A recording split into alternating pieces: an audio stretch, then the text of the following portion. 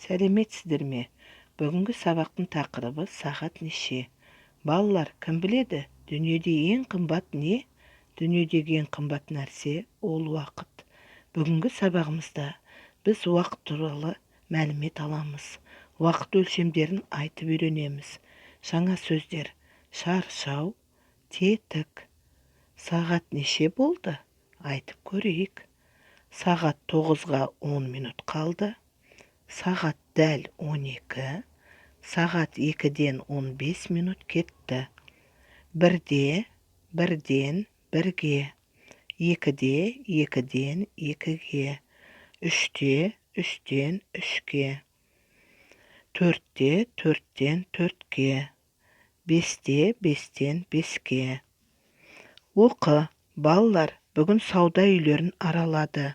Сауда орындарында сатушылар жоқ. Сатушының орнына робот қызмет көрсетеді.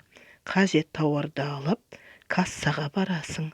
Тауарды әйнек үстелге қоясың. Төлейтін соманы сізге хабарлайды. Робот мәшине ақшаны қателеспей санайды. Балалар мұны қызықтап жүргенде қатты шаршады. Бұл жерде ұзақ болдың қой, мен қатты шаршадым, деді Тілеухан.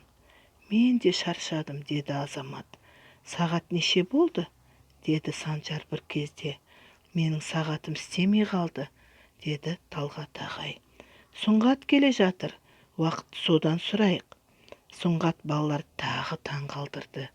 Ауаға қолын сермеп қалып, сәулелі экраннан уақытты балаларға көрсетті.